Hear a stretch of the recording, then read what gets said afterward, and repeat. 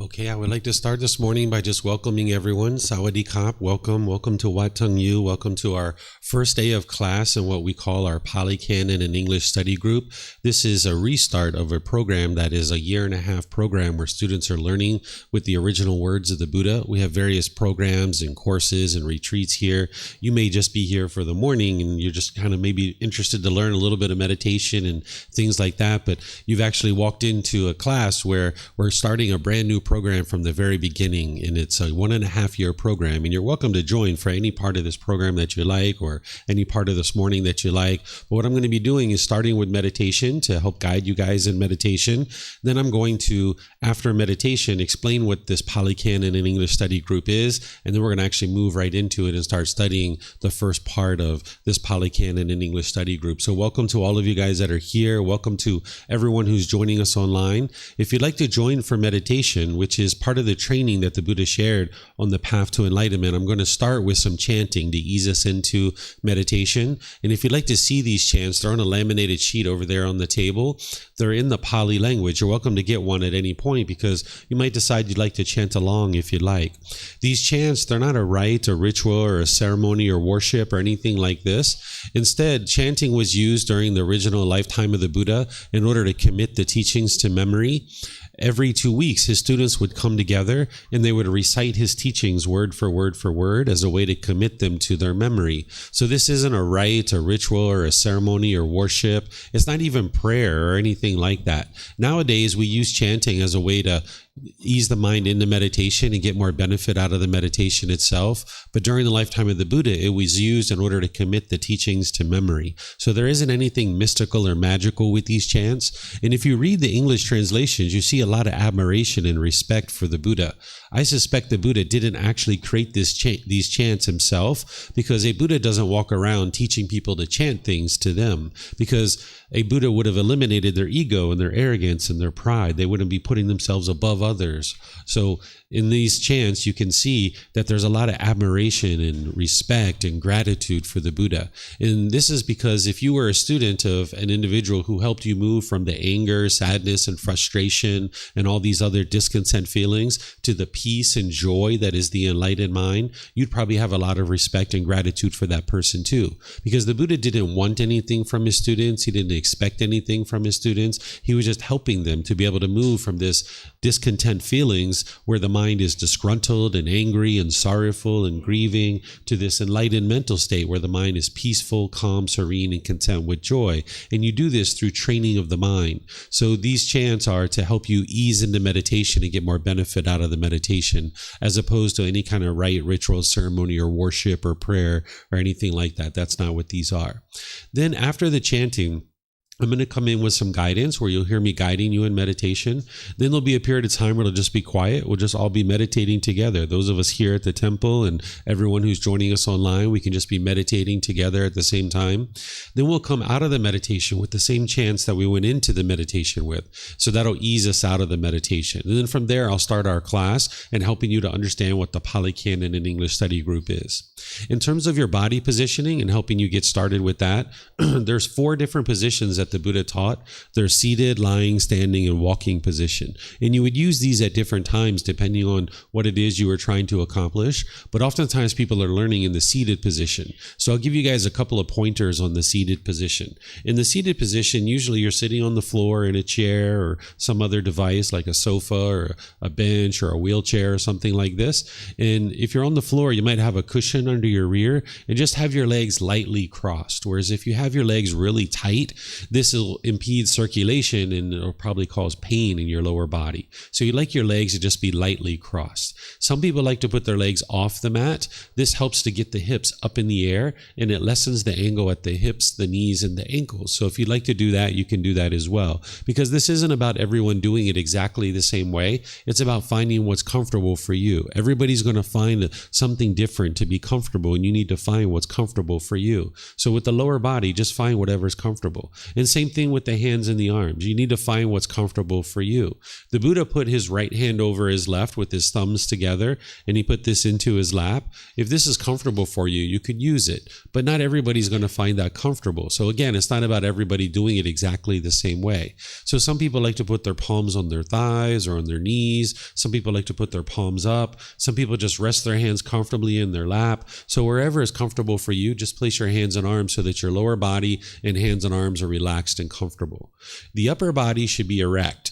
This keeps the mind attentive and alert during the meditation, so that you can actively train the mind. You would like your mind to be attentive and alert. This isn't a time to just zone out. It's a time to actively and purposefully train the mind in this dedicated session. And also with your sternum up and your shoulders back, not only does it keep the mind attentive and alert, but it helps you to breathe in through the nose and out through the nose more easily.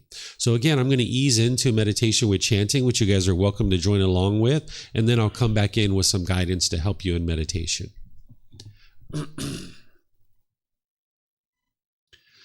Arahang Samma Sambuddho Mahakawa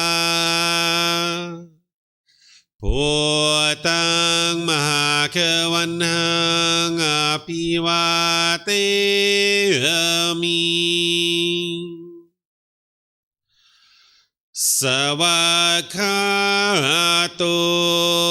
Mahakavata Dhammo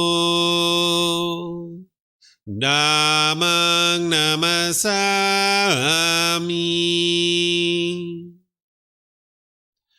Supatipano Mahakavato Sāvaka Saṅkho Saṅghang Namami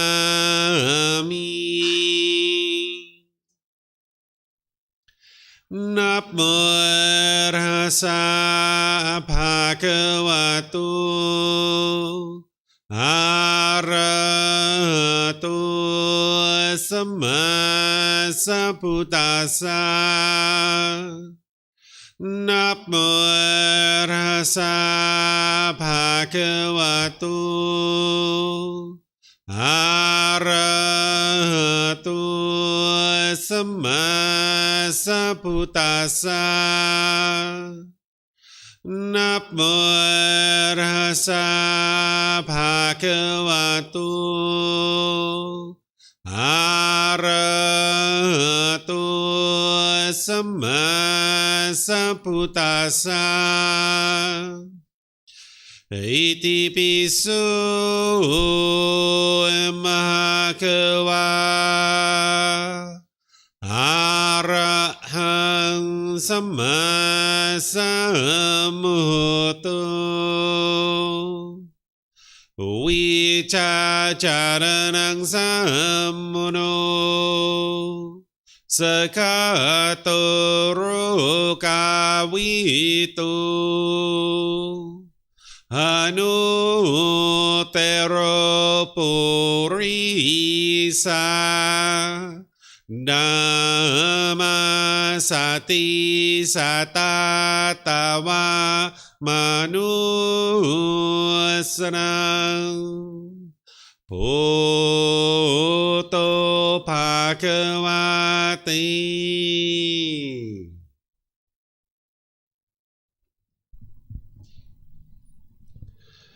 Okay, with the lower body and hands and arms comfortable,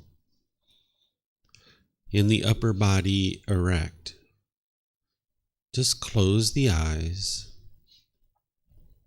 and start breathing in through the nose and out through the nose. Here you're just looking to establish the breath, a nice, natural, steady, consistent breath. Not forced or controlled, just a gradual inhale through the nose, experiencing the full breath. And then, whenever you're ready, exhale out through the nose. Breathing in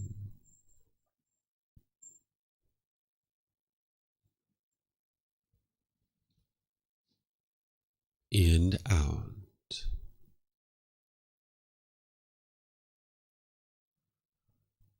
Breathing in and out. Your breath may not match up with the guidance that I'm providing, and that's okay. This is your practice. I'm just here for guidance. You can use this voice as a reminder that whenever you get to the next inhale, breathe in gradually through the nose, developing a nice, natural, steady, consistent breath. And then whenever you're ready, exhale out through the nose, experiencing the full breath. Breathing in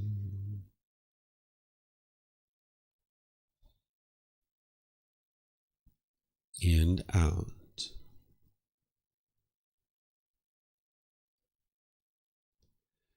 Breathing in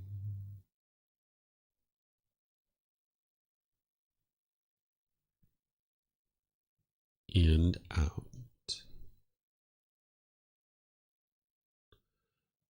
With the breath well established, start fixating the mind on the breath, either the sound of the breath coming into the nose or the sensation of air moving over the skin into the nose. The breath is the present moment. Fixate the mind on the breath, the present moment. Breathing in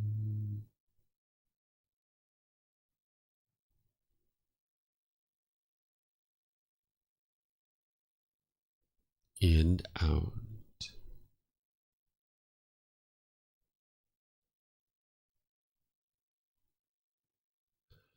Breathing in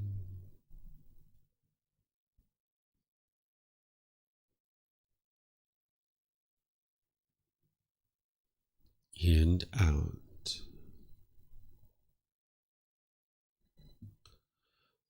With the mind fixated on the breath, whenever you notice that it moves off the breath, cut that off, let it go, and come back to the breath, the present moment.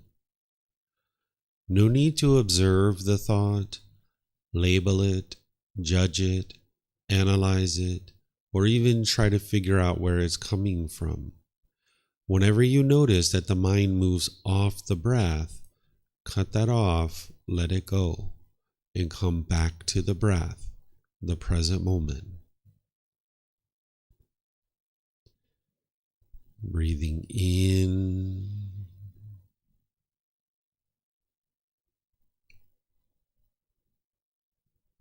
and out.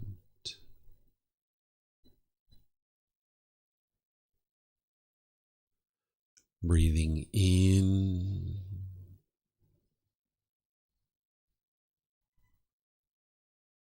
and out.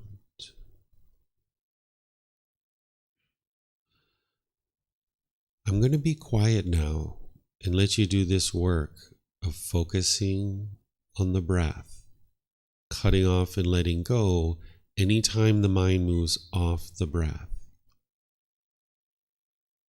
You have nowhere to go.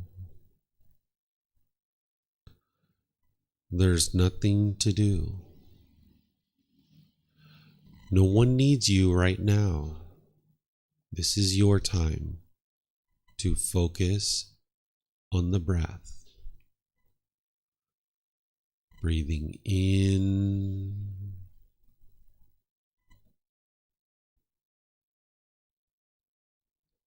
and out.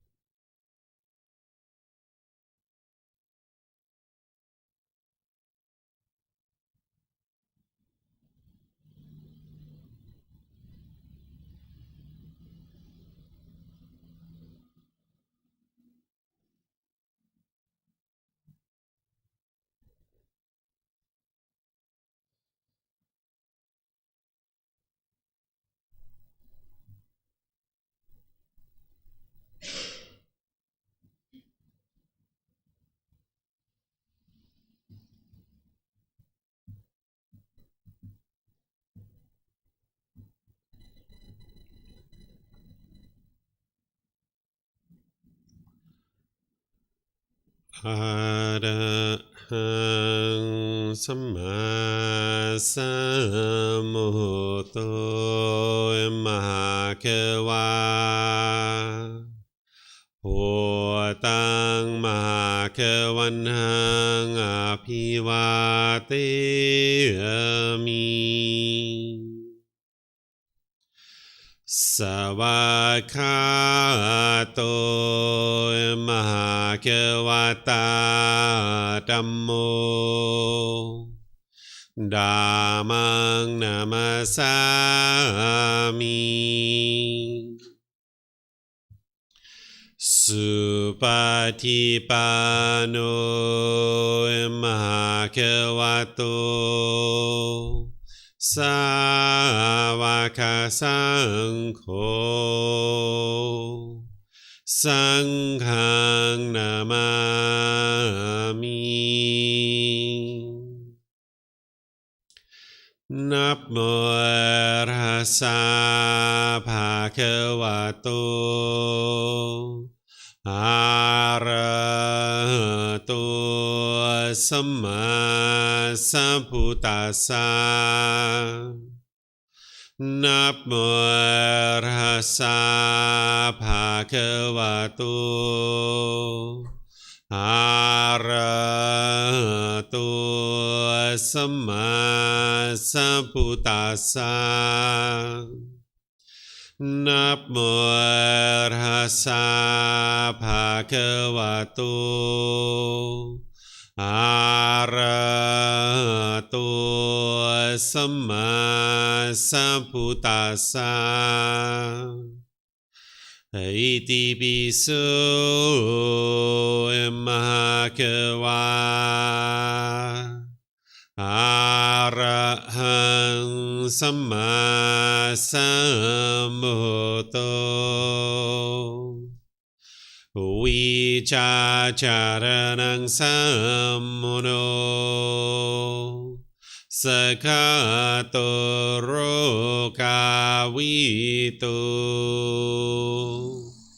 อนุเตโรปุริสาธัมมาสติสัตตาตาวามนุสนังพุทโธภควติ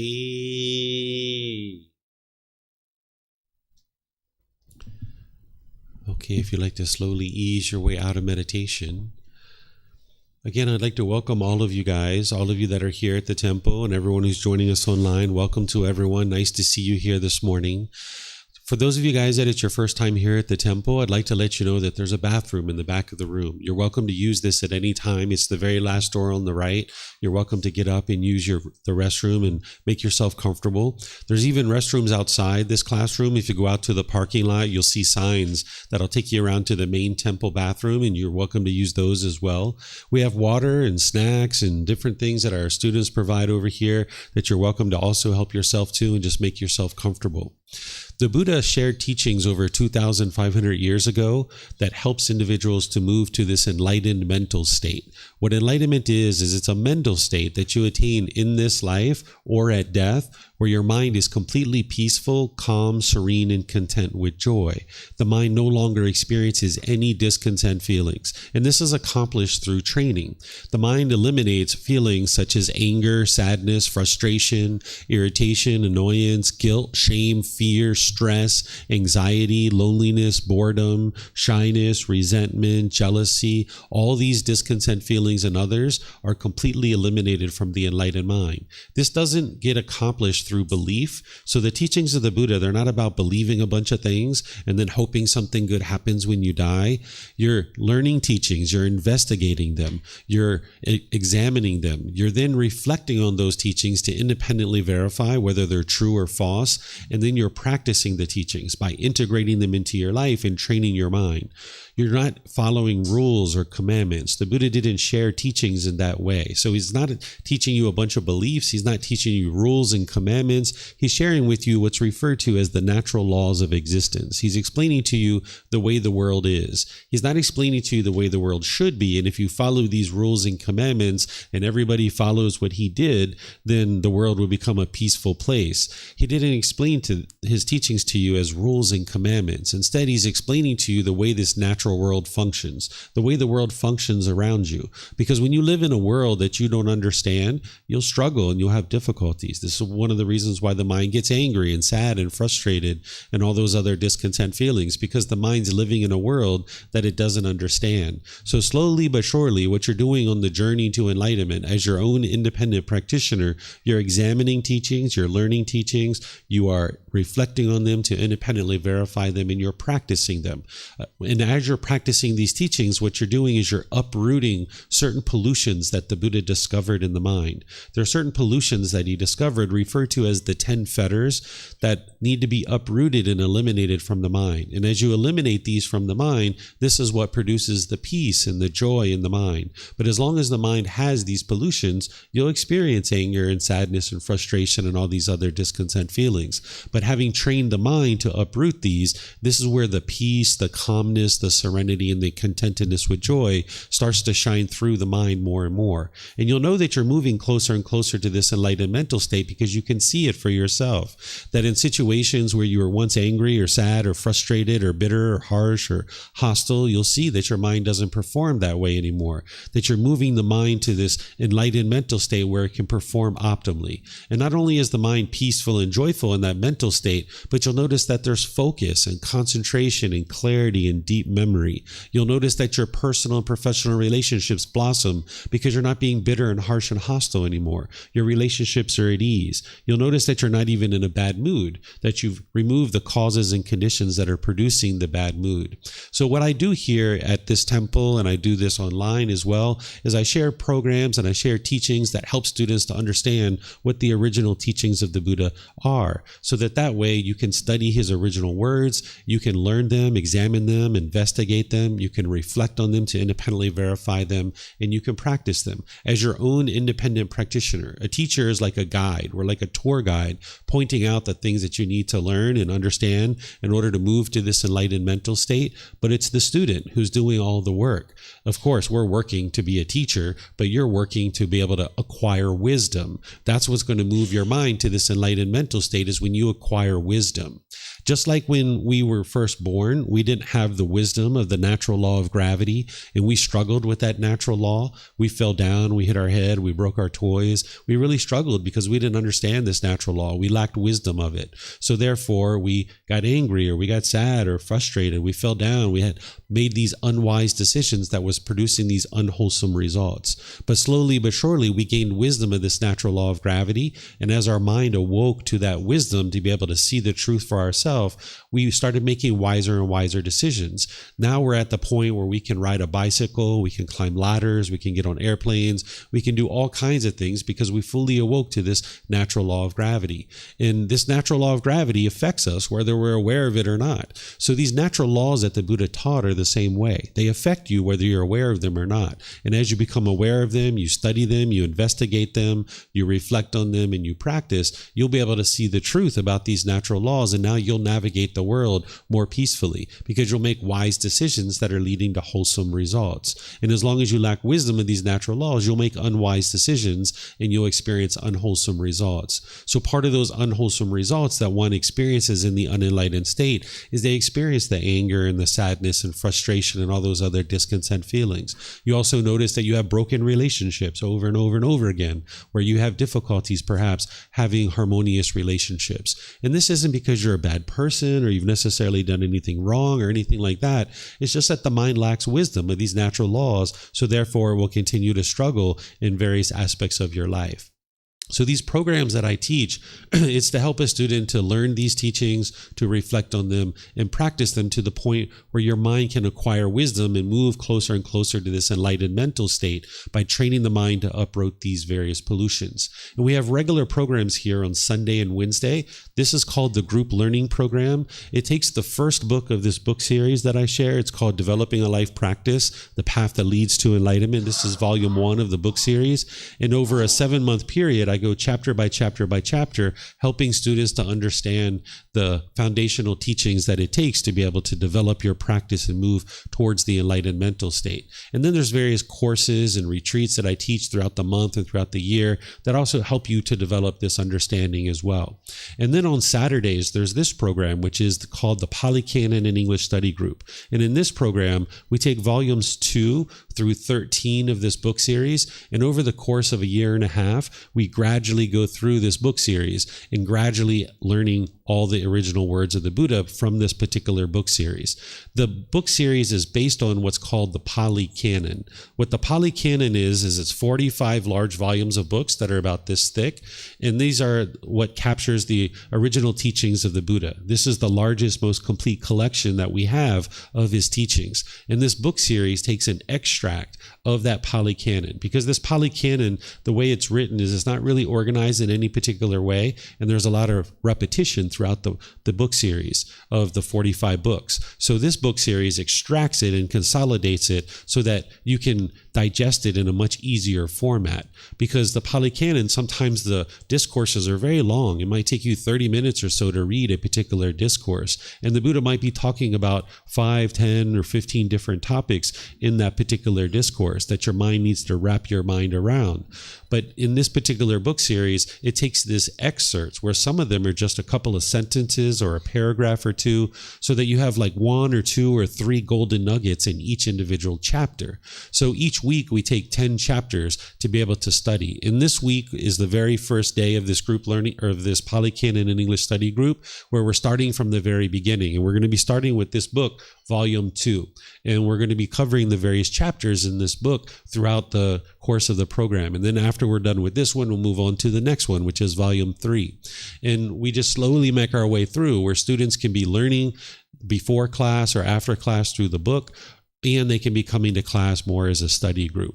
These books are all available for you at no cost. You can download them from our website for free. You can take it and go print it if you like. You can get printed versions here at the temple by reimbursing us for the printing cost, or you can order them on Amazon and get access to them that way. Because for a long time, the Pali Canon has been hidden, not intentionally, but just because it's so expensive to print out those 45 large volumes of books. But by consolidating it in this way and making it available on the internet, we can make it available for free. So essentially what this program is doing is it's revealing these hidden teachings to be able to help you to be able to understand what they are. And now they're in the English language, where at one time they were in other different languages, but now we've brought them into the English language in such a way that an international community such as this can learn and practice the teachings and essentially restore the teachings of the Buddha back into the world, so that countless people in the world can get to enlightenment. Because we have this international language that is English that we can all learn and understand, and we can practice these teachings in a way that countless people can get to enlightenment. Because during the lifetime of the Buddha, he knew that at some point his teachings would reach the entire world, but it wouldn't be during his lifetime, because he taught in such a localized language that not everybody would be able to learn and practice his teachings. He was also hindered by travel. He could only travel so far in the world at that time. So nowadays we have certain conditions that exist that allow us to be able to share these teachings worldwide, is that we have an international language that all of us can speak and understand, and more people are learning this international language of English all the time. We also have freedom of travel, that we can travel from one part of the earth to the other in basically about 24 to 48 hours, which wasn't possible during the lifetime of the Buddha. And we also have the internet, that right now I'm live streaming all throughout the world, and people can learn and understand the teachings, and we can send send books and other materials across the internet with the press of a button. So with these three criteria, we can actually learn and practice individually to train our own mind, to be peaceful and joyful. But more and more people in the world, these teachings can reach them,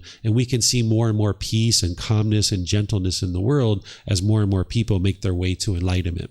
So again, I'd like to welcome all of you guys here at the temple and everyone joining online, because this is the very first day of a program that you can actually join at any time during the year and a half, but it's really wonderful to start at the beginning sometimes. So this is a unique opportunity for people to be able to do that. And I see all of you guys online here. I see you in Facebook and YouTube and Zoom. So welcome to everybody who's joining. We teach this class on Saturday morning at 9 o'clock, and then I also teach it at 9 p.m. from my home. So depending on what time zone you're in, the Saturday morning class here and wherever you are, maybe like North America or South America, which is probably Friday evening for those people right now, you can join this particular class if you like. But also I teach it at Saturday at 9 p.m. Thai time, because right now people like in Europe, in the UK are probably sleeping. They're not really able to attend this class. So when I teach at 9 p.m., it's available for other people. So I've set up the program in such a way that around the clock, no matter what time zone you're in, there should be a live class available for you.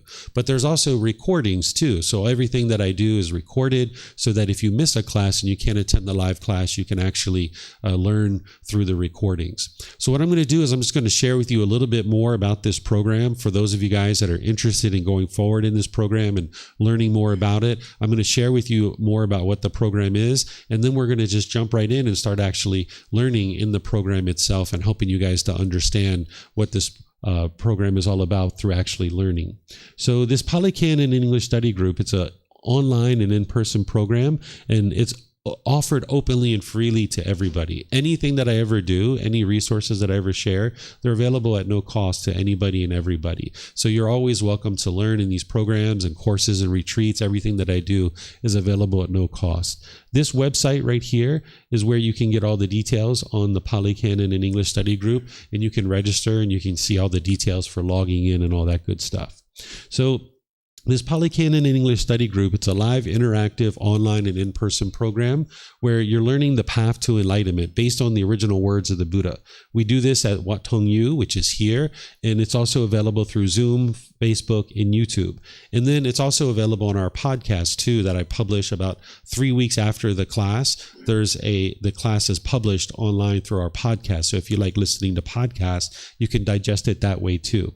As I mentioned, I teach on Sunday mornings at 9 a.m. and I also teach on Saturday evenings at 9 p.m. And depending on your local time zone, you'll need to look to see when that actually is.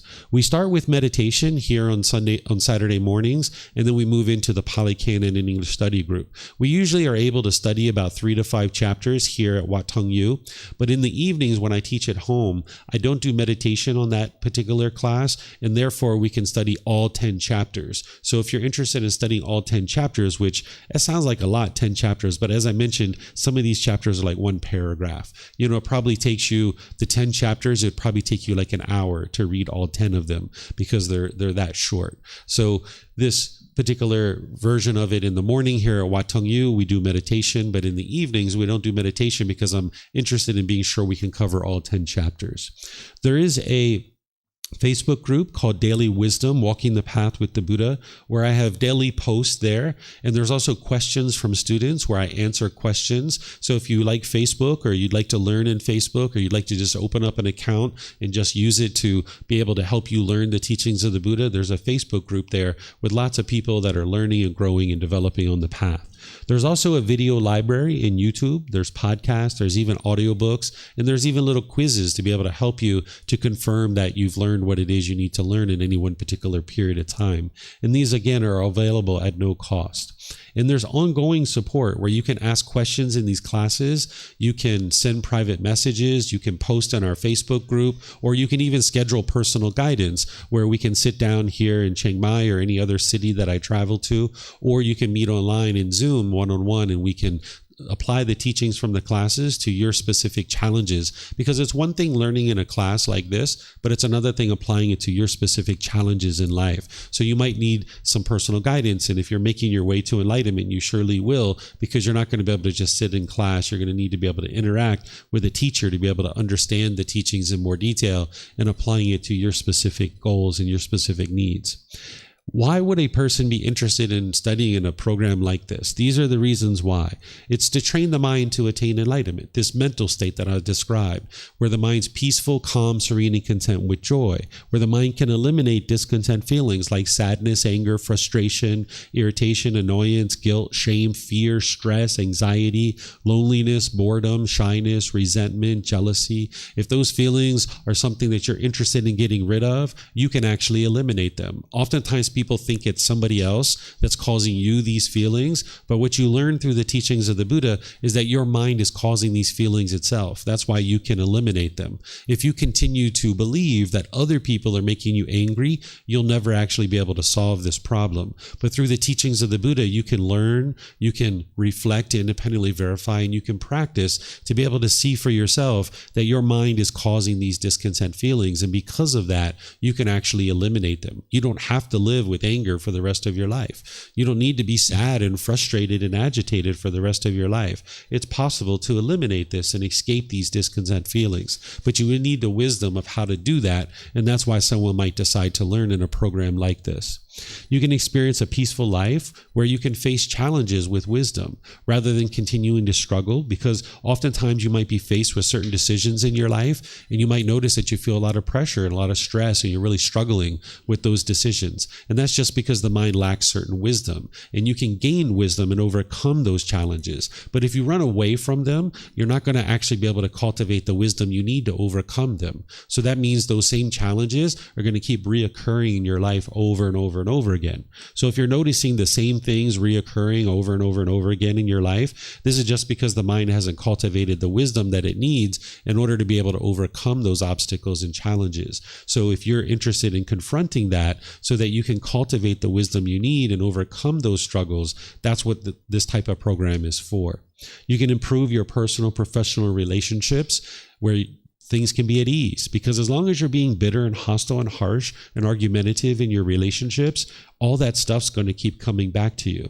This is why, like, if you're bitter and harsh with mom or dad or brothers and sisters or a life partner or your children, the relationship isn't improving, because when people are bitter and harsh and hostile and argumentative, as you're putting that out, this is just going to keep coming back to you. So oftentimes when we lack wisdom, we're interested in seeing other people change. We keep wanting other people to change, but then you're just stuck, because in order for you to experience improvement and change in your life, you're going to need to decide to change. So essentially what the teachings of the Buddha are in this path to enlightenment is, it's to be able to do this inner work. It's this self-help program so that you can heal from what hurt you, so that you never need to hurt ever again. Because as long as you are continuing to be bitter or harsh or hostile, you're going to notice that your relationships are continuing to be that way. You're going to continue to experience bitterness and hostility, and you're going to end up experiencing continuous pain in your life. But you can escape all of this through training your mind and cultivating wisdom.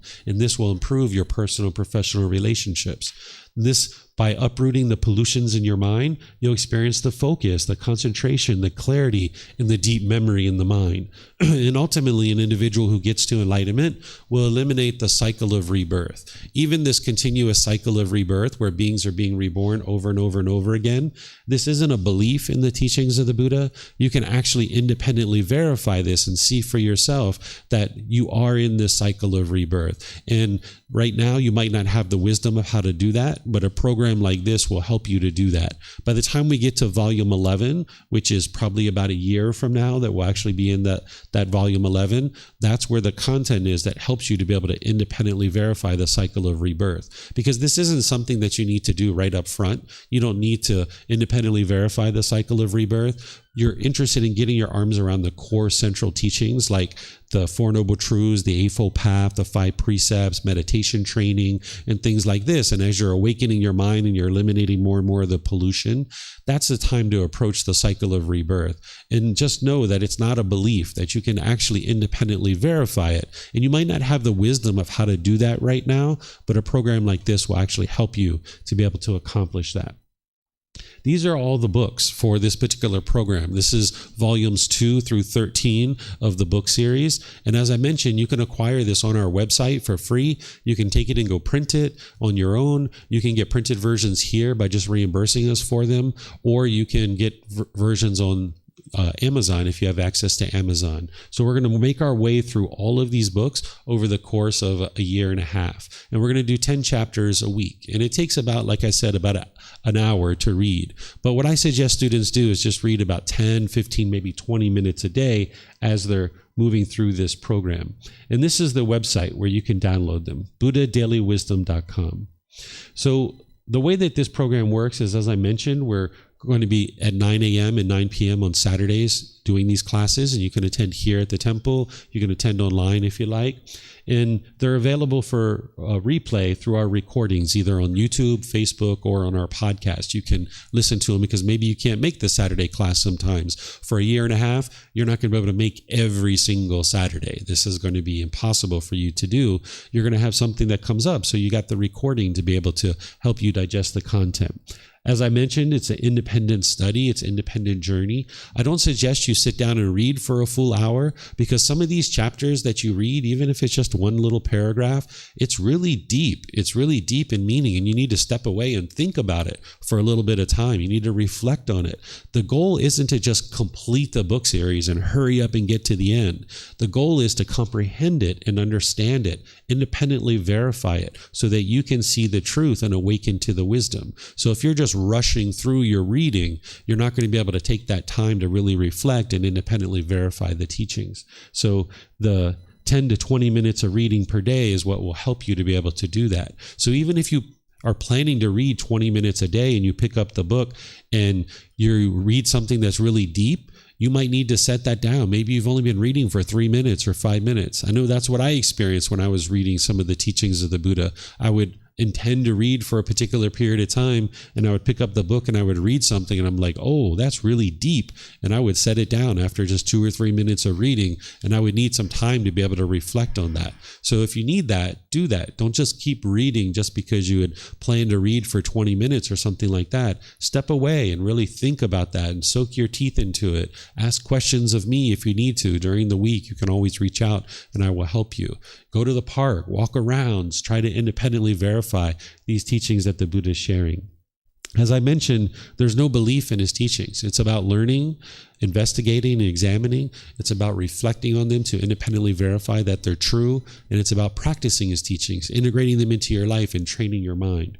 You're going to need to establish a daily meditation practice of breathing mindfulness meditation and loving kindness meditation. I have other programs and courses where I help students to be able to do that. So oftentimes before someone comes into this particular program, they've already developed a breathing mindfulness meditation practice and loving kindness meditation through the foundational programs that I share. So if you've done the group learning program or the Foundation to the Path to Enlightenment course or any of the other foundational programs, courses, and retreats, that's where I teach you how to develop your meditation practice and all the other things.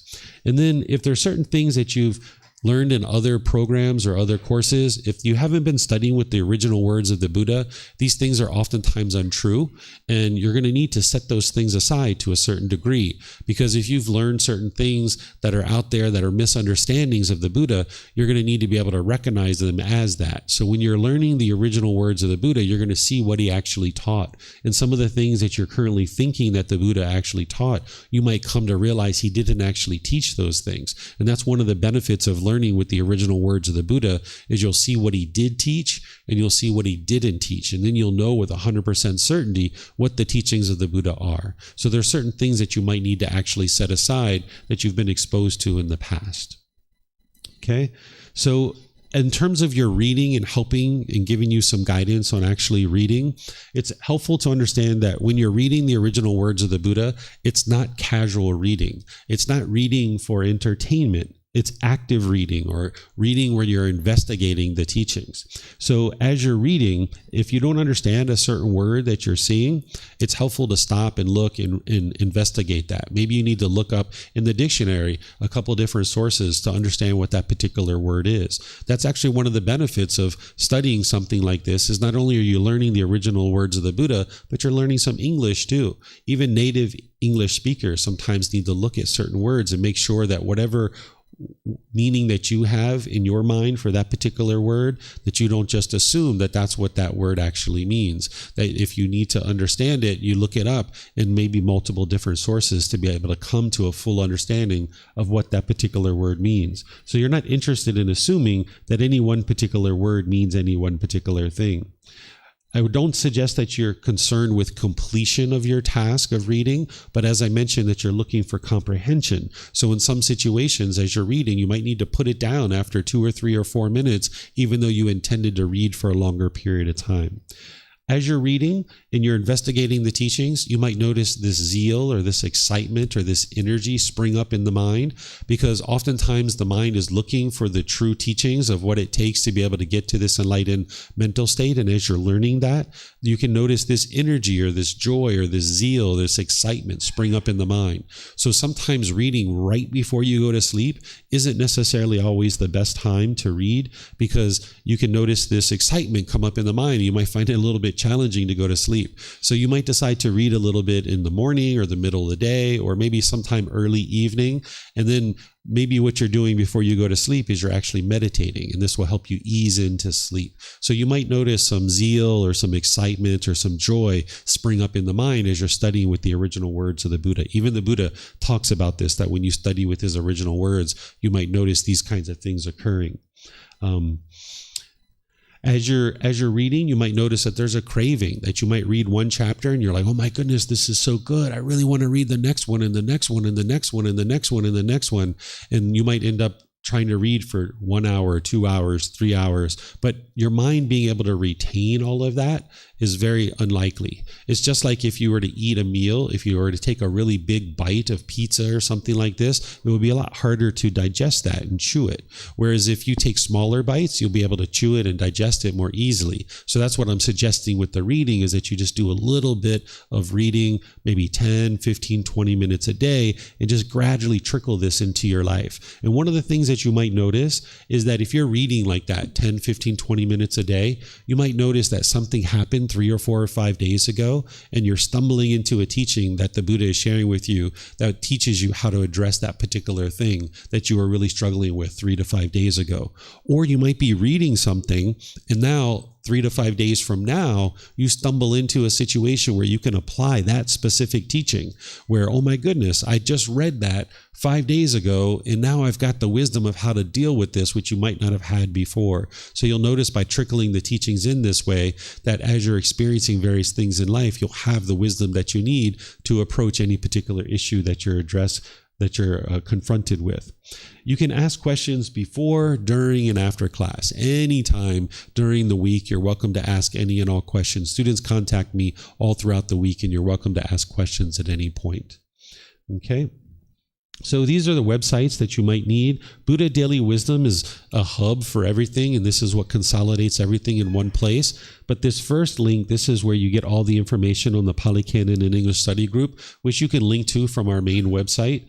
And then there's the Facebook group as well. So this is what I was interested in sharing with you about the actual program itself. Do you guys here at the temple or anyone online have questions about the actual program or kind of how it's conducted or anything like that?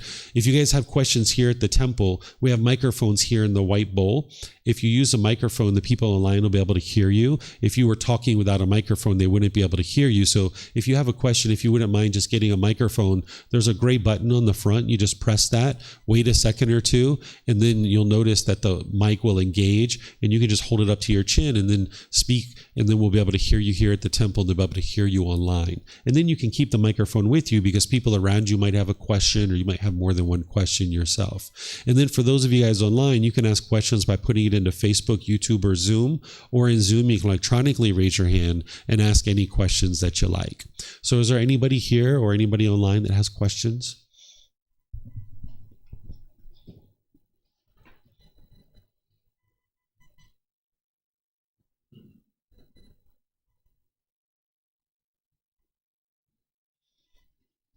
Okay, I'm just checking online to see if we have any questions here. All right, I'm not seeing any questions anywhere. So what I'm going to do is I'm going to switch over to studying the first few chapters in this book so that you guys can see how the Pali Canon and English study group works. I just need to switch over to allow the people online to be able to see the content. Okay, so here we go. So everybody should be able to see this now, whether you're here at the temple or you're online. This is the first chapter of Volume 2.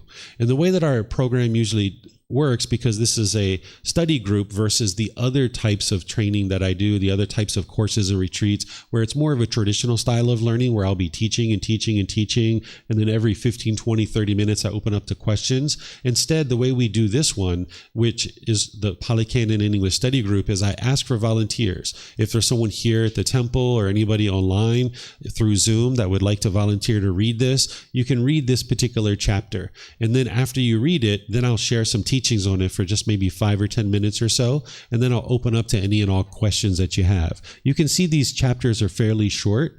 This one, let's see, it's one and kind of a little bit, 1 1/8 of a page here. And these are the original words of the Buddha that he spoke during his lifetime.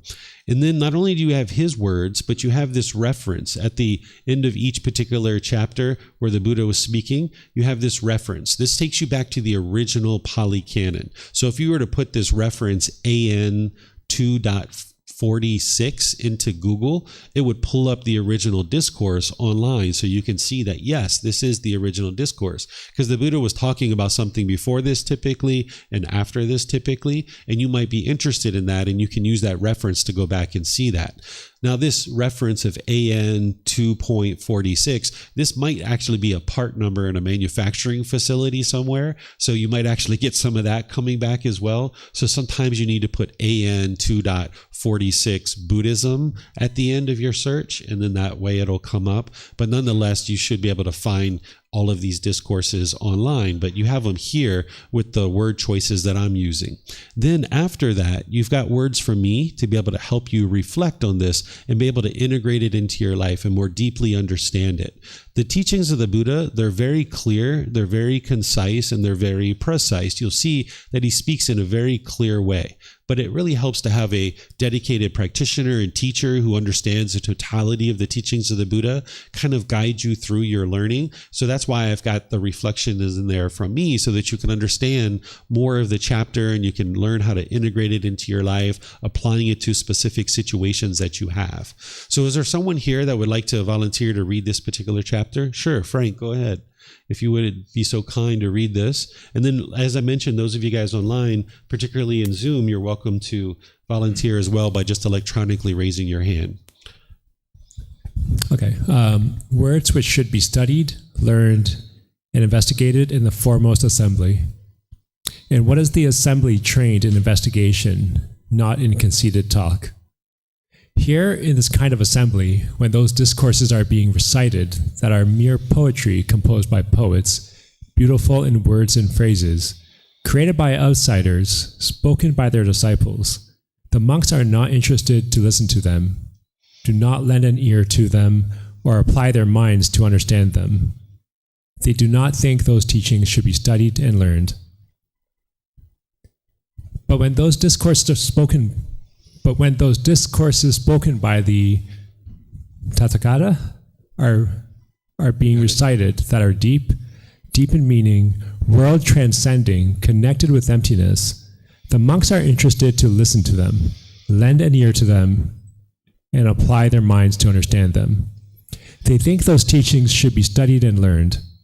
And having learned those teachings, they question each other about them and investigate them thoroughly, asking, how is this? What is the meaning of this? They disclose to others what is obscure and clarify what is unclear, and dispel their confusion about numerous misunderstandings. This is called the assembly trained in investigation, not in conceited talk. And what is the assembly trained in conceited talk, not in investigation?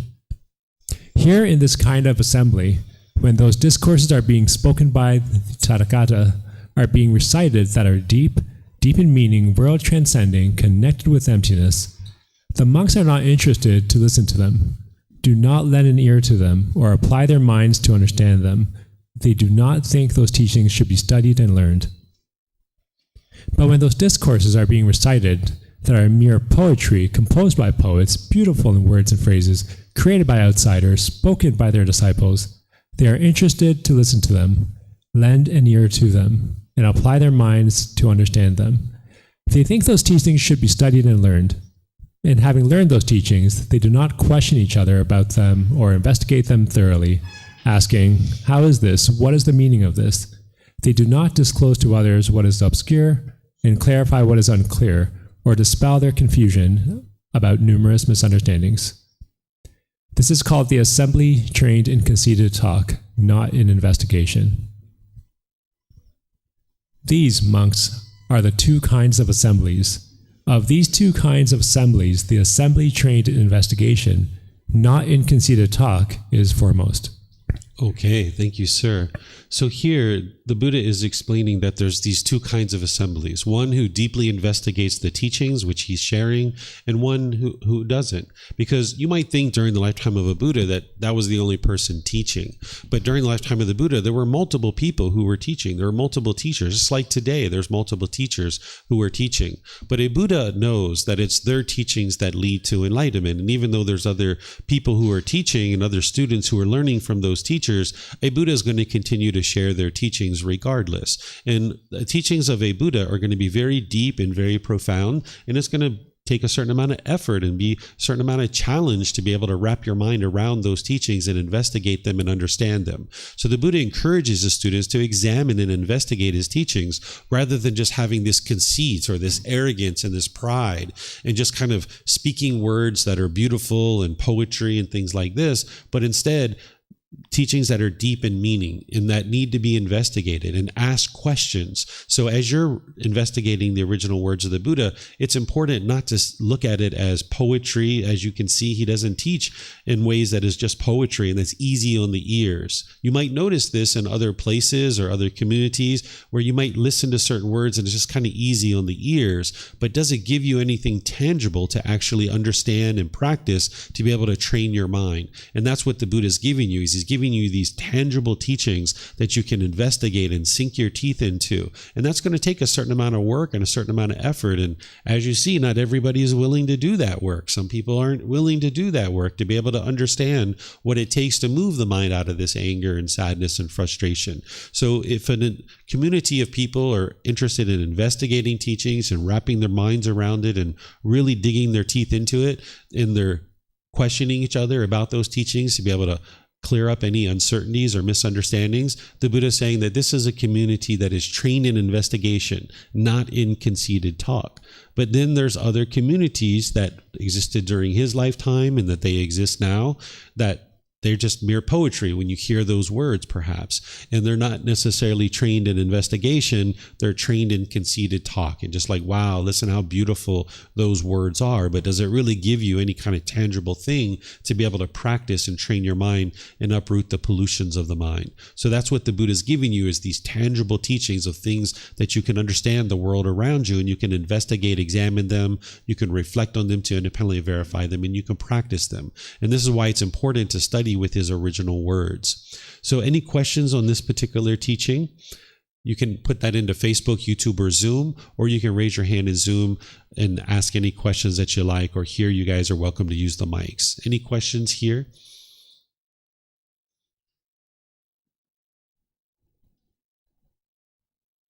Okay, someone online is asking how long does the session go for?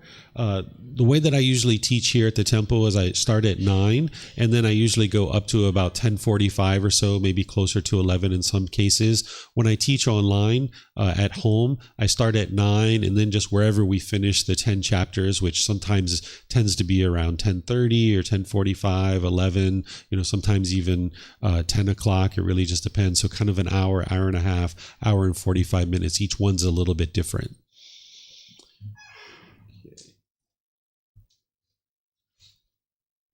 Okay, I'm not seeing any questions anywhere. So now let's go to the next chapter, which is chapter 2. As you can see here, there's some words for me to help you guys.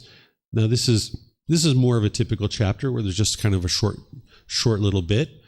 Looks like Pat's going to read. Go ahead, sir. This is chapter 2 of volume 2. One who points out treasure. Ananda, I shall not treat you as the potter treats the raw damp clay, repeatedly restraining you. I shall speak to you, Ananda, repeatedly guiding you of what to avoid. I shall speak to you, Ananda. The truly dedicated will stand the test. Regard him as one who points out treasure, the wise one who is seeing your faults, guides of what to avoid. Stay with this sort of teacher. For the one who stays with a teacher of this sort, things get better, not worse. Okay, thank you, sir. So this is one of the roles of a teacher in Buddhist teachings, is that the teacher is going to point out treasure for you. And what the treasure is, hey, look at your ego over here. Hey, look at how you're being bitter and harsh over here. Hey, this is something you can improve. Here's a way to improve the way that your mind's practicing and the way that you're interacting with others. And this is referred to by the Buddha as treasure. Because in this tradition of teachings, a teacher shouldn't want anything from you. They shouldn't expect anything from you. There shouldn't be a price tag on their courses and retreats and things like this. They shouldn't be teaching you because they expect or want something from you, but instead they're interested in giving you something, and they're giving you the wisdom of what it takes to be able to get to enlightenment. So the Buddha, he didn't want anything from his students. He was just helping them to be able to learn what it takes to get to enlightenment. They have no interest other than see you get to enlightenment. That's what a teacher should be doing, is teaching based in loving kindness and based in compassion, which is the concern for the misfortune of others, or this genuine interest in seeing all beings be well. So one of the things that a teacher does for you is helps you to be able to see things about your mind that you don't necessarily see yourself, that you may not see your ego. You might not see how you're talking a bit rough or harsh in certain situations. You might not see certain aspects of your mind. So by a teacher pointing out the treasure, you can then bend over and pick that up and be like, wow, there's a diamond laying on the ground. Let me pick that up. And that diamond is, maybe you can be a bit more gentle in the way that you speak, or maybe a bit more truthful, or things like this. So a teacher should be interested in just helping their students, and that's the only goal of a teacher. But for a student, it's sometimes very challenging to hear from their teacher that, hey, you've got some areas to improve here. And that's why the Buddha is saying the truly dedicated will stand the test. What he's saying here is that if you can make your way through this path where you can learn and understand these treasures that you need to improve upon your life, and you can stand that test of being confronted with certain challenges and certain ways that you're interacting in the world, and you can work to improve that, then you will actually get to this enlightened mental state potentially. That's the actual challenge and the struggle that the mind works through, is being able to understand that, yeah, you're not doing things perfectly right now, and you're going to need some help, and a teacher is in a perfect place to be able to help you to see that. Because if they don't want anything from you and they don't expect anything from you, and they're only sharing the teachings out of generosity and loving kindness and compassion, then their only interest is to see you get to enlightenment. So the Buddha is saying, hey, my role isn't to restrain you like the potter restrains or shapes this molded clay. The goal of the teacher isn't to restrain you. That's what you need to do. You need to learn the wisdom and cultivate the mental discipline to restrain your own mind. That where you see that you're doing something unwise, you need to have the wisdom to restrain your mind in that situation. So the goal of the teacher and the purpose and the role of the teacher isn't to restrain their students and go around and stop them from doing unwise things. But instead, our goal is to share wisdom with you that then you have that wisdom to restrain your own mind. And that's what the Buddha is sharing here.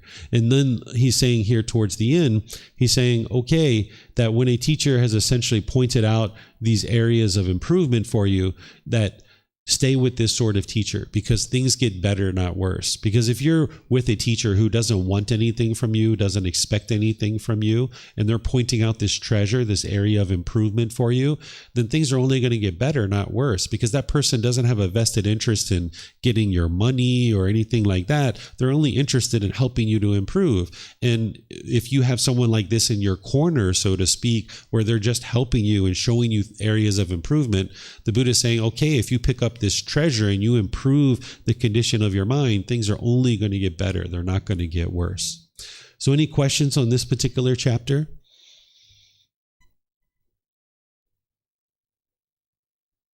No questions? Okay.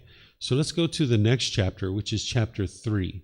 Is there someone who would like to read this chapter?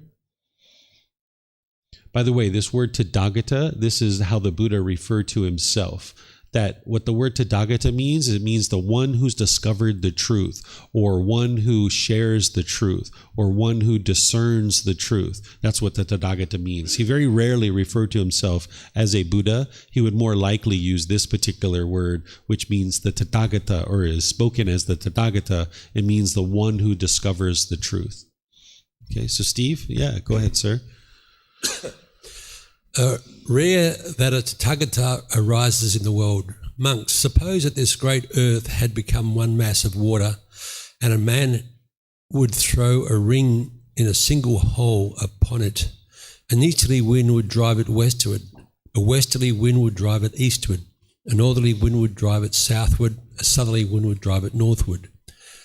There was a blind turtle which would come to the surface once every 100 years. What do you think, monks, would that blind turtle coming to the surface once every 100 years insert its neck into that ring with a single hole? It would be rare, Venerable Sir, that a blind turtle coming to the surface once every 100 years would insert its neck into that ring in a single hole. So too, monks, is it rare that one obtains the human state, rare that a Tathagata, an Arahant, a perfectly enlightened one arises in the world. Rare that the teachings and discipline proclaimed by the Tathagata shine in the world. You have obtained that human state, monks. A Tathagata, an Arahant, a perfectly enlightened one, has arisen in the world. The teachings and discipline proclaimed by the Tathagata shine in the world. Therefore, monks, an effort should be made to understand this is discontentedness. An effort should be made to understand this is the cause of discontentedness. An effort should be made to understand this is the elimination of discontentedness. An effort should be made to understand this is the way leading to the elimination of discontentedness. Okay, thank you, sir. So the Buddha, when he taught, it was an oral tradition that he just spoke orally. Nothing was written down during his lifetime, and this is the way that they were able to learn, because the technology to write things down didn't exist in that region of the world. The technology was in China, but it hadn't made its way to that region of the world where the Buddha was born in what we refer to as Nepal, and he taught in Northeast India. So everything he taught was oral. And when you have an oral tradition, there's essentially 3 things that you do in order to help people to remember your teachings. One is you tell stories. If you tell stories, people are going to be able to remember those stories, and they can be more impactful, and now you'll be able to remember the teachings that he shares.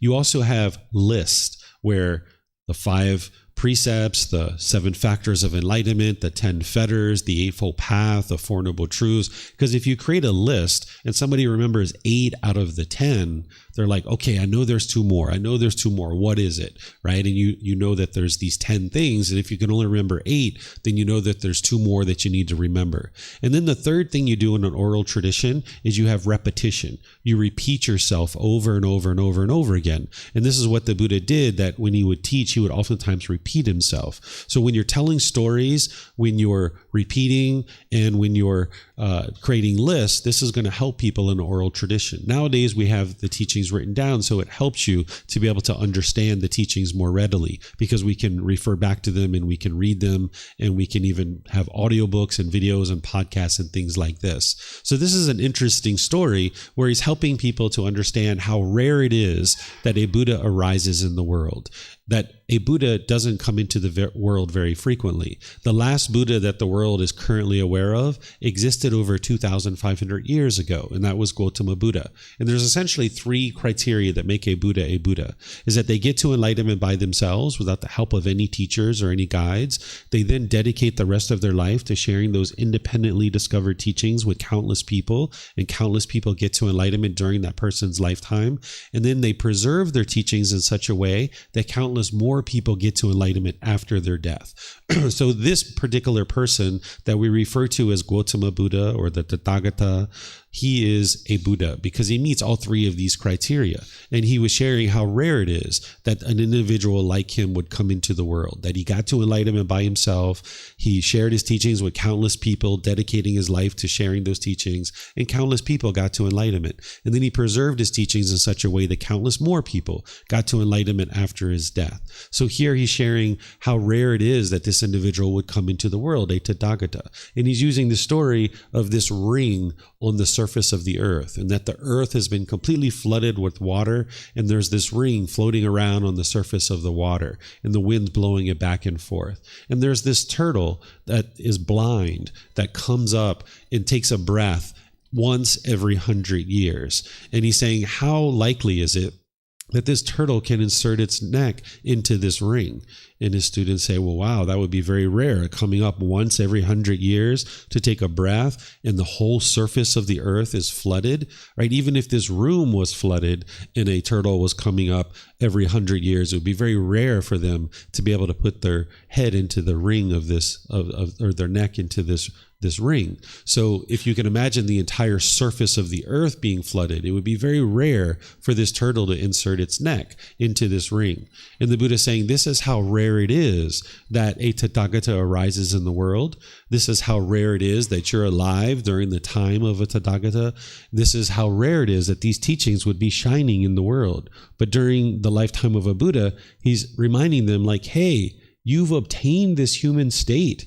You know, this is very rare to come into this human world. And there's a Buddha in your existence. There's a Tathagata, an Arahant, a perfectly enlightened one, has arisen in the world. And the teachings proclaimed or taught by a Buddha are shining in the world. This is the ideal time to get to enlightenment, during the time of a lifetime of a Buddha. And if you exist during the lifetime of the Buddha, you have a significant amount of wholesome karma to be able to exist during that lifetime. And then he says, okay, since this has occurred, that there is a Buddha in existence, you've made it into the human state, and these teachings are shining in the world, then he says, you should make this effort to understand these four things. And what he's referring to here is his very first teaching. This is the Four Noble Truths. This is where you understand the problem in the unenlightened mind, the cause of that problem, the elimination of it, and the path forward. This is the very first teaching that you would need to know in order to get on the path to enlightenment. And that's why if you take any of the foundational programs or courses or retreats that I share, I tend to teach this readily and often so that you can understand the Four Noble Truths in detail. This is just a summarized version of it where he's pointing to it and he's saying, you should make an effort to understand the Four Noble Truths, because this is where you can have the breakthrough to finally understanding what's causing your anger and your sadness and your frustration and all these other discontent feelings. Because how could you ever eliminate your anger and sadness and all these other discontent feelings if you didn't understand what was causing it? So in his very first teaching of the Four Noble Truths, he helps you to have this breakthrough to finally understanding what's causing these feelings so that then you can actually solve it. Because as I mentioned, if you continue to believe that other people are causing you to be angry, you'll never be able to solve this problem. You'll just push people away. You'll be bitter, harsh, and hostile to them, or you'll try to put your expectations on them and try to control them to do things your way. But you can have this breakthrough to making an effort to understanding what's actually causing these feelings so that you can eliminate them. And this is called the Four Noble Truths. And you're going to see his Four Noble Truths in chapter 7 if we make it that far. But if we don't make it that far, you can actually study it yourself. And his words here that you're going to see with the Four Noble Truths, if we make it that far, they're very deep, but the way that I teach it is I kind of summarize it and make it more accessible to you. But ultimately, you will need to know the way that the Buddha taught the Four Noble Truths in order to make your way towards enlightenment. So any questions on this chapter describing how rare it is that a Buddha comes into the world? How rare it is that you get into the human state, and how rare it is that the teachings are shining in the world? Any particular questions here? Yes, sir. If you could use one of the mics, we have a bunch of them around. That way the people online will be able to hear you.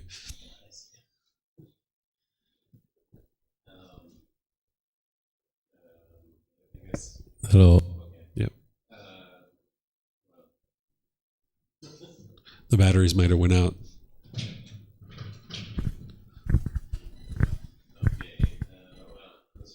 This one? Okay. There we go. So this is the Buddha speaking in the first person, but he refers to himself in the third person?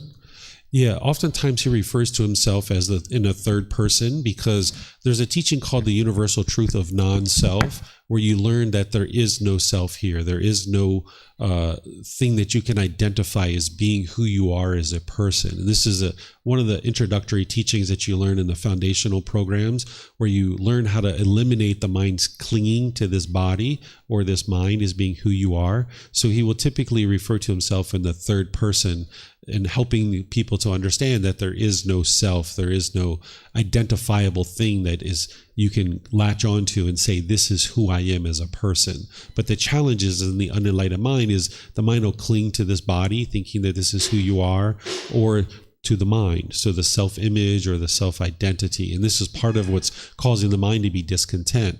So like if you spill some spaghetti sauce or pizza sauce or chocolate ice cream on your clothing and you're in a social situation, you might become embarrassed by that.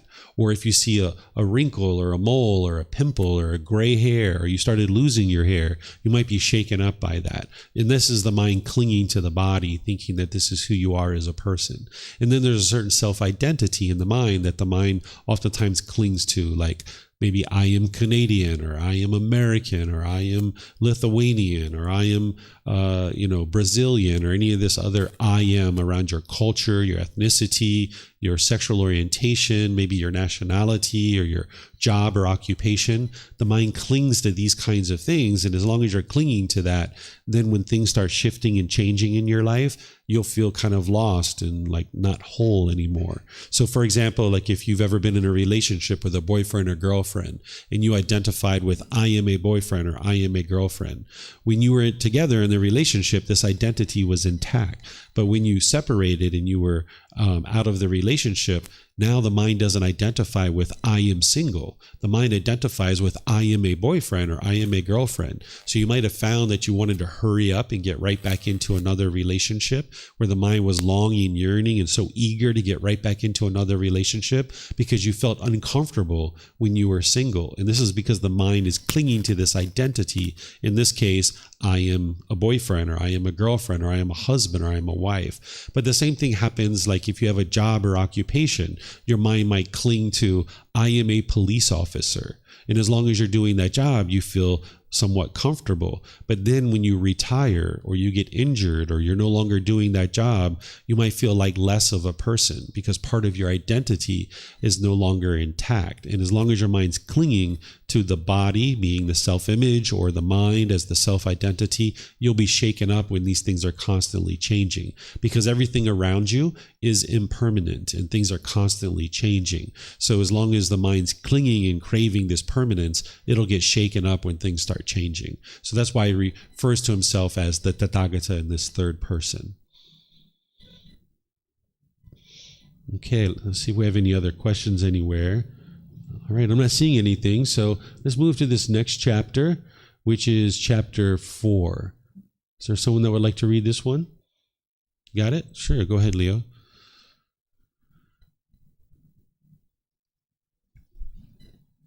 The perfectly enlightened ones in the past, future, or at present are all fully awakened to the Four Noble Truths.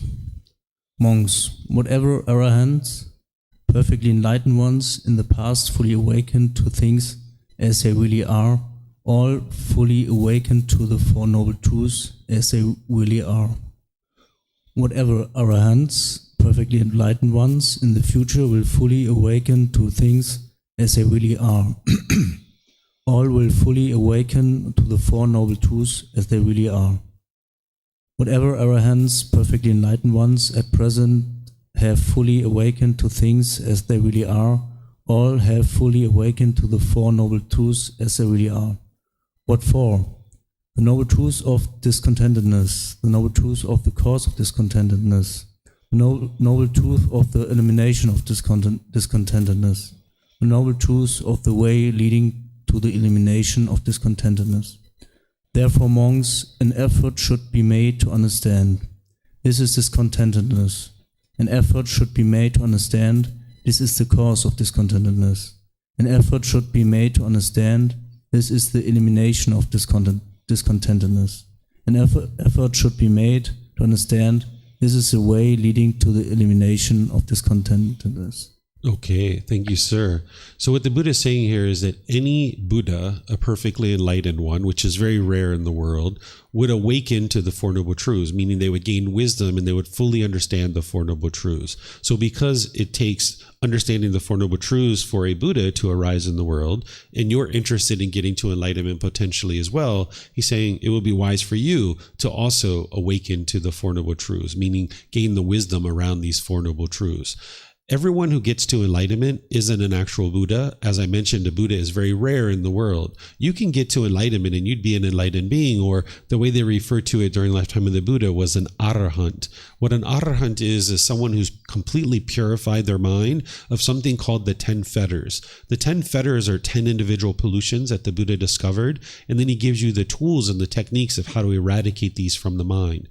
They're referred to as a fetter because during ancient times, they would attach a fetter to your ankle in order to keep you trapped and confined as a prisoner, that had an open field, and then they would put a shackle and a chain and a ball around your ankle in order to keep you trapped and confined in this certain area.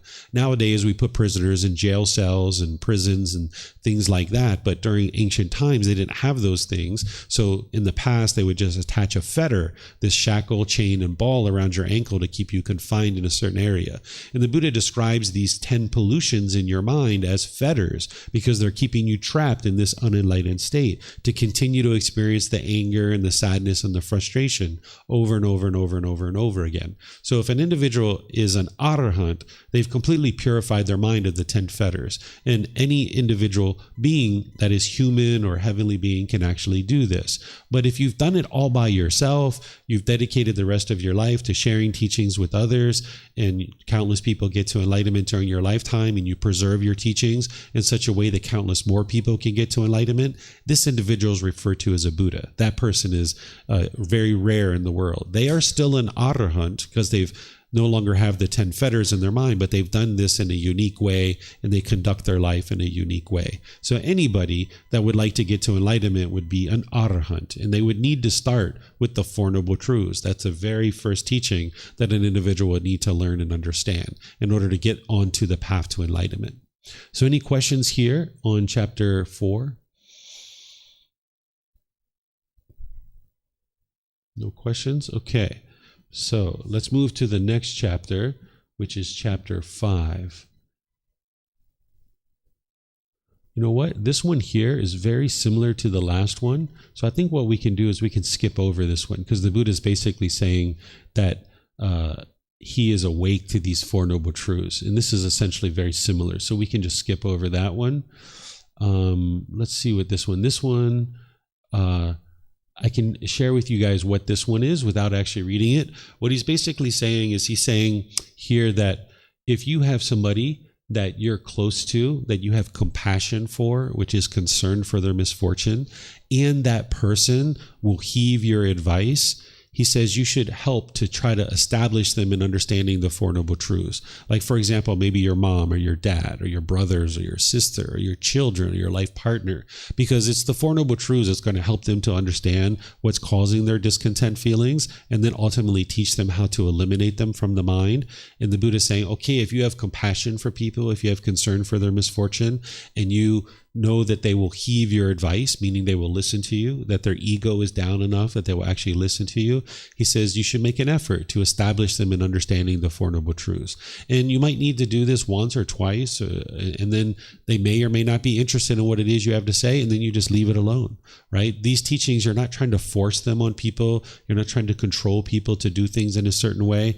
But hey, sending your sister a link to a video, or, maybe getting a book for your mom that can maybe expose them to the Four Noble Truths, this can be helpful for them, right? They're not going to see you as their teacher, but at least you can kind of give them a little bit of a sprinkling of this popcorn or the sprinkling of the teachings to lead them along the trail a little bit to be able to give them access to the teachings. And that's what the Buddha is teaching you here.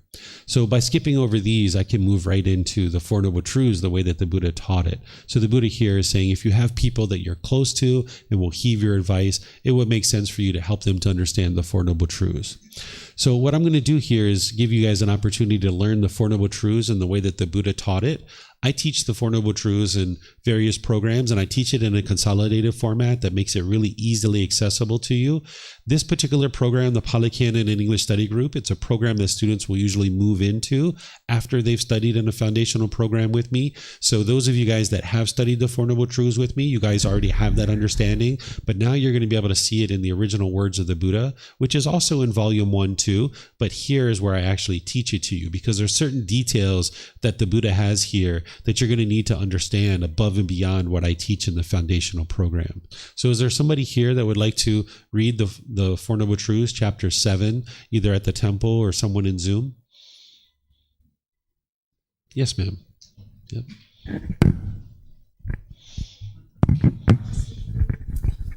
Just the Four Noble Truths, right? Yeah, we're going to read this. It goes down to right here. So it's a page and about an eighth or a sixth of a page. Okay, what for, right? The Noble Truth. Yeah, you can just start here at the title and then just keep on going down. The Four Noble Truths. Monks, there are these Four Noble Truths. What for? The Noble Truth of discontentedness, the Noble Truth of the course of the discontentedness, the Noble Truth of the elimination of discontentedness, the Noble Truth of the way leading to the elimination of the discontentedness. And what, monks, is the Noble Truth of discontentedness? It should be said, the 5 aggregates subject to cleaning, that is the form,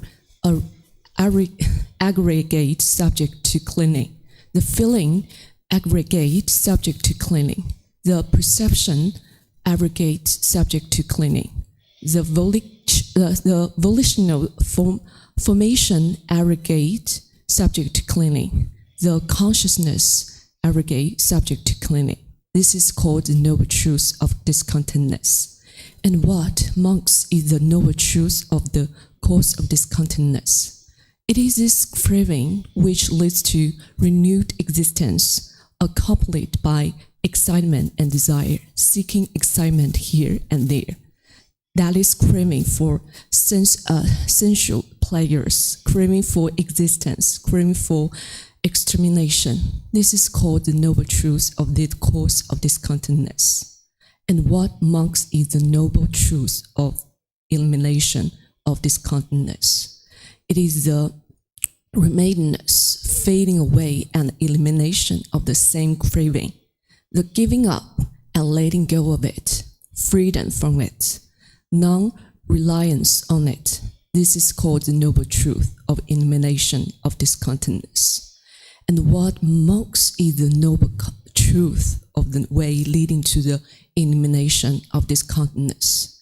It is this noble eightfold path, that is right view, right intention, right speech, right action, right livelihood, right effort, right mindfulness, right concentration.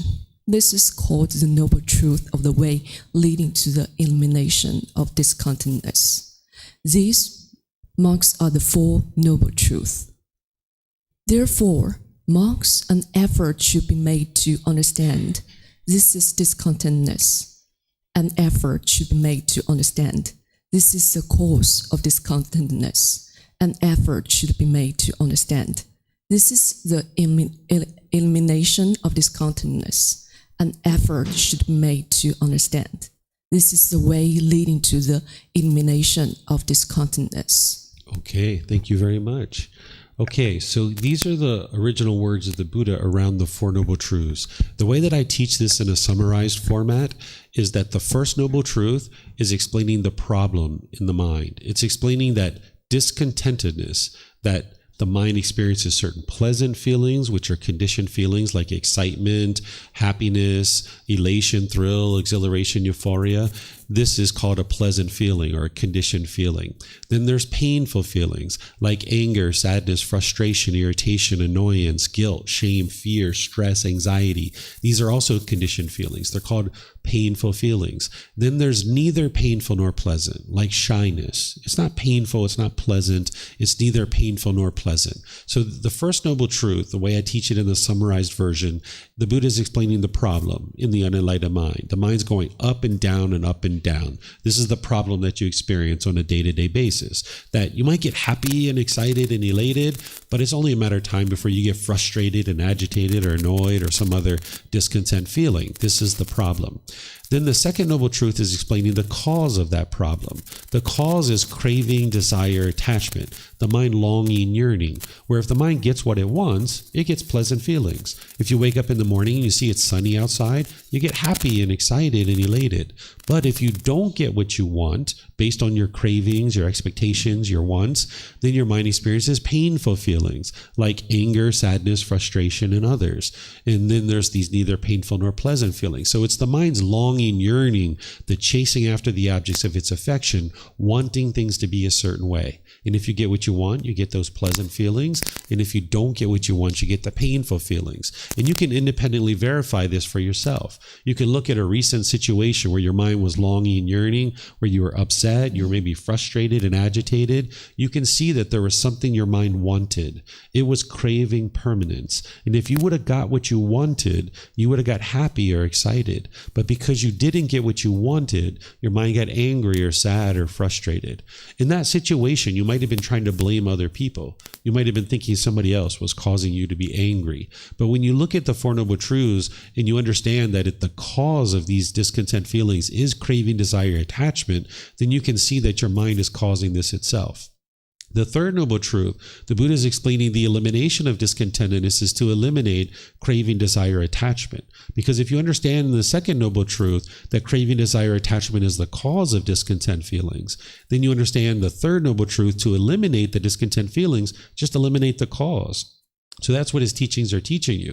With the breathing mindfulness meditation, with generosity, with all the other factors on the path, he's teaching you how to eliminate craving, desire, attachment so that you can eliminate the cause that's producing these feelings.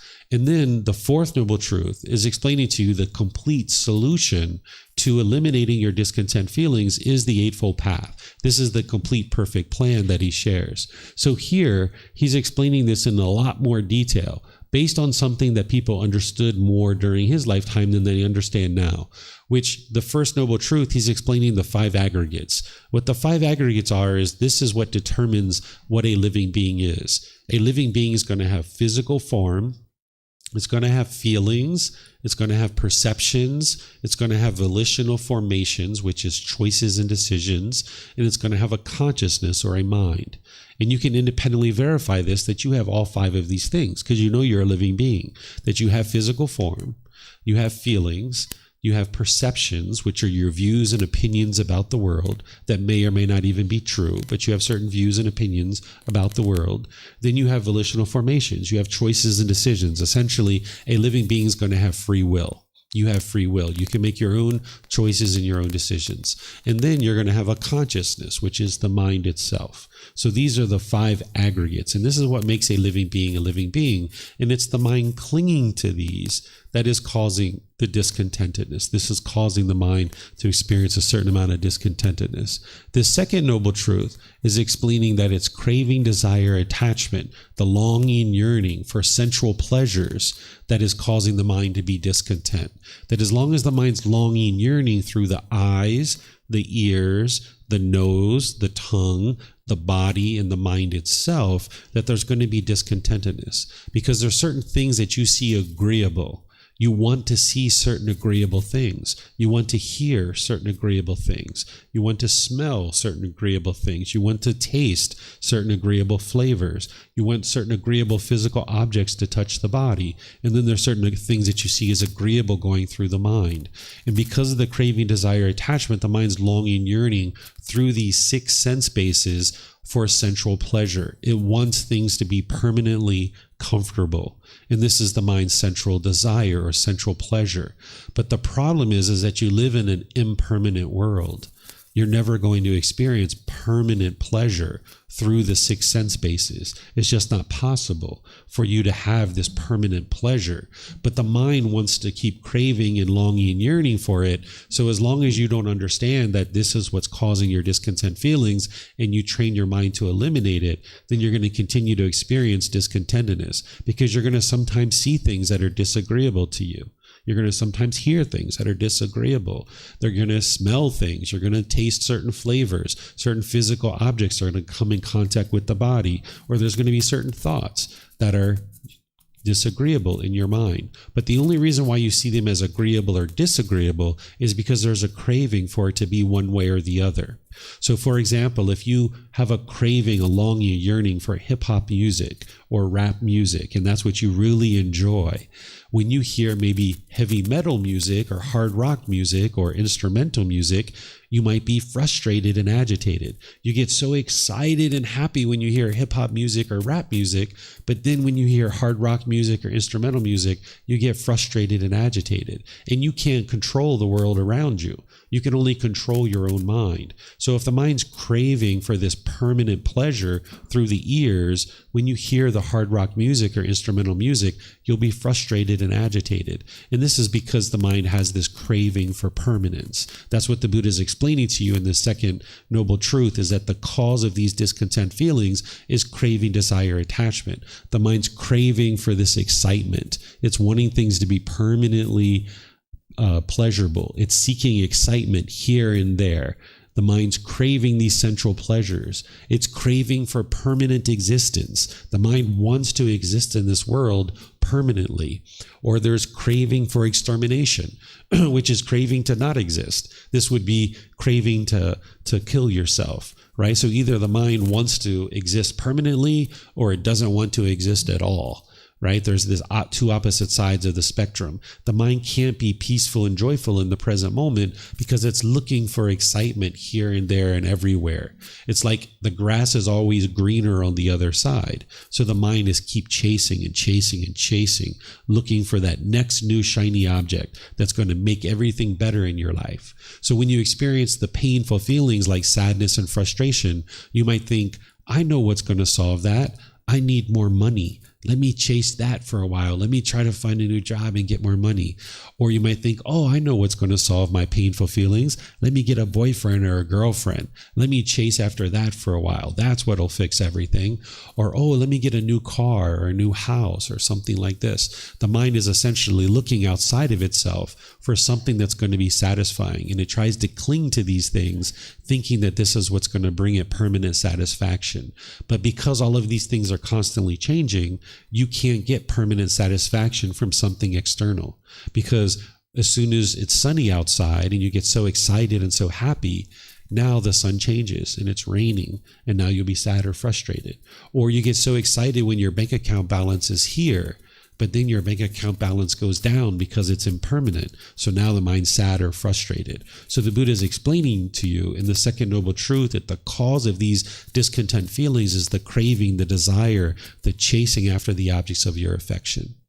Then he explains in the third noble truth that the way to eliminate this discontentedness is to eliminate the craving, desire, attachment, the remainderless fading away or elimination of that same craving, that the mind gives it up and lets it go, that you eliminate and get freedom and non-reliance on this craving, desire, attachment. And then he explains the way to do that, the complete solution in order to eliminate the craving, desire, attachment is the Eightfold Path.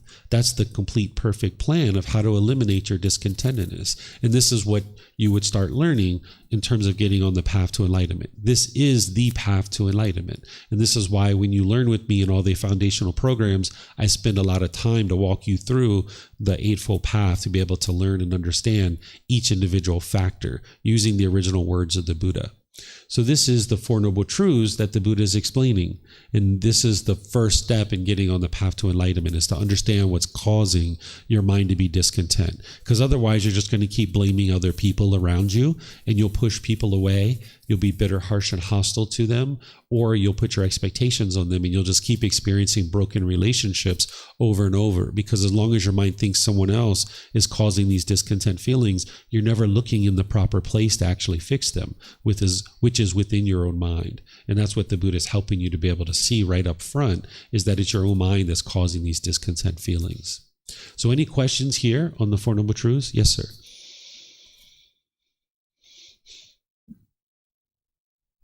We talked about the 5 aggregates, right? Mm-hmm. And how I think the second one was feeling. Mm-hmm. And then I've heard in the past that you've mentioned not the 5 senses, but the 6 senses. It's like the usual 5 plus the mind. Mm-hmm. So because the way that I understand, feeling is like, hey, I'm, this touch, I'm holding onto the bottle. How does the mind act as an input for feelings? So the feelings that the Buddha is talking about here are those discontent feelings, the pleasant feelings, painful feelings, and the feelings that are neither painful nor pleasant. He's not talking about sensory touch, that type of feeling.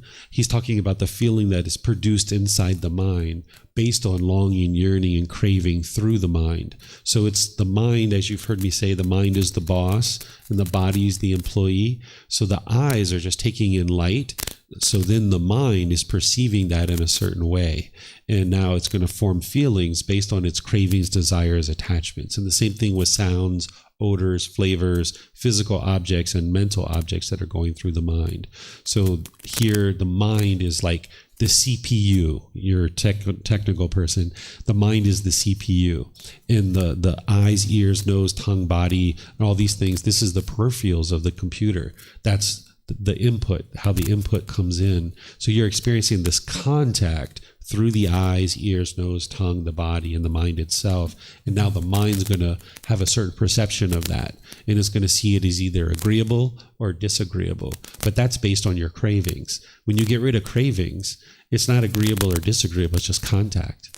It's just a sound. It's not hip-hop music and rap music is so great and instrumental music and heavy metal music is so horrible. It's just a sound. That's all it is. And you don't see it as agreeable or disagreeable. It's just a sound. Mm-hmm. So it doesn't cause the mind to be shaken up. And the mind understands that these things aren't permanent. And then I think number 4 was like volitional. Was it volitional formations? Mm-hmm.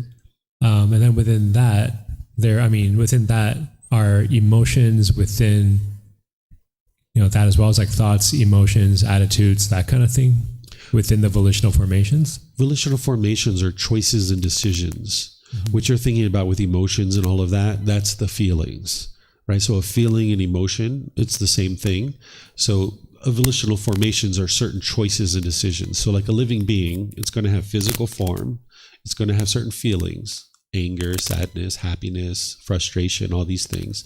It's going to have perceptions, certain views and opinions about the world. It's going to have certain choices and decisions that it makes, and it's going to have a consciousness or a mind. But this chair, this isn't a living being. It has physical form, but it doesn't have feelings. It doesn't have perceptions. It doesn't have views and opinions about the world. And it doesn't have volitional formations. It can't make choices and decisions. This chair can't choose to pick itself up, walk down the street, and put itself back down again because it doesn't have a consciousness. It doesn't have a mind. So the Buddha is describing that you have these 5 aggregates.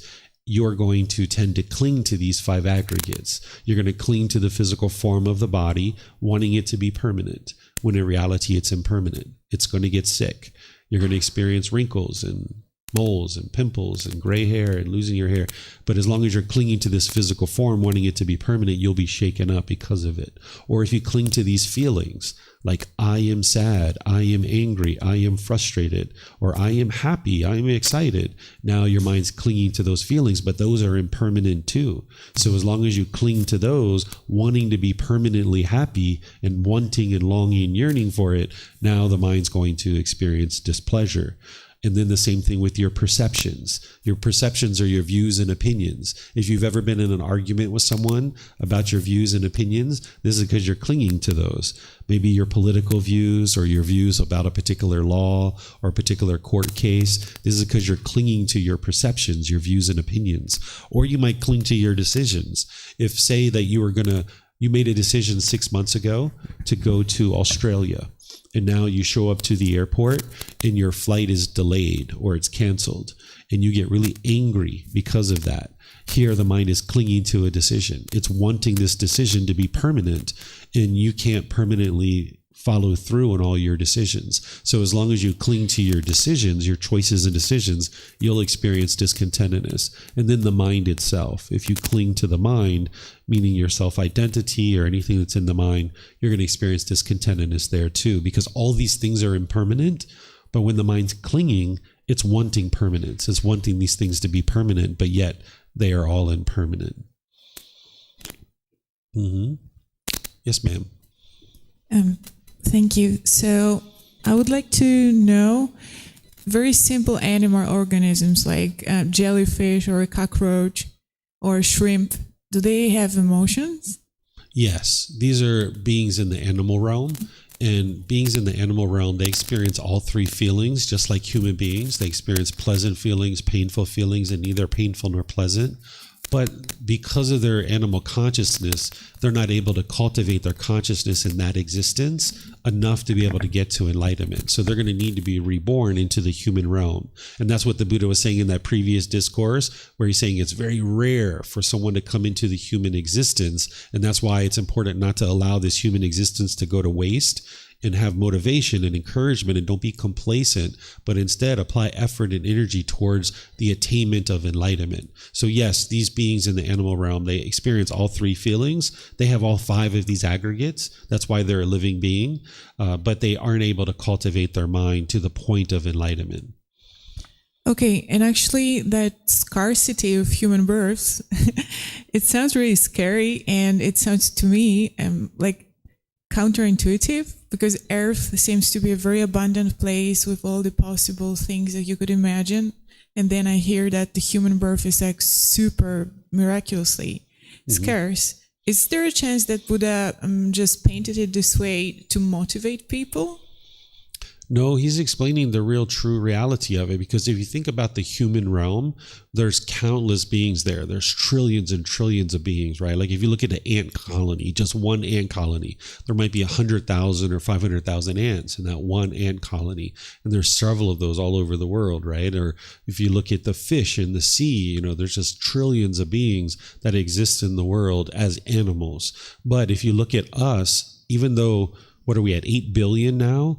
This is a large number. This is the largest it's ever been, but that still pales in comparison to how many beings are in the animal realm. So it's very rare that a being will come into the human realm. But as the animal realm shrinks, we see this expansion of the human realm. So it is very rare that a being comes into the human realm. And during the lifetime of the Buddha, the research that I've done is it looks like there was about 100 million people on the surface of the planet. There's almost more than that just right here in Thailand. There's about 70 million people just right here in Thailand. But during his lifetime, people were spread out very far from each other, because there weren't that many beings in the human realm. But now our human realm has been gradually expanding over time, but it's still very rare, particularly if you compare it to a realm like the animal realm. Thank you, David. You're welcome. Okay, let me see if we have any questions online. Okay, I'm not seeing any questions online. So what I'm going to do is I'm just going to end class here. It's basically 11 o'clock. And here at the temple, we sometimes make it all the way through all 10 chapters, and sometimes we don't.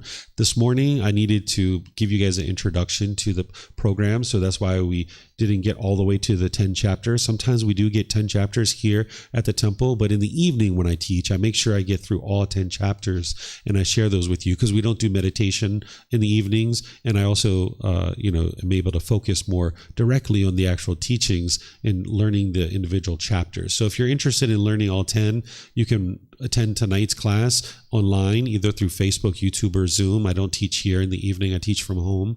Or you can watch the recording if you're not able to attend live tonight.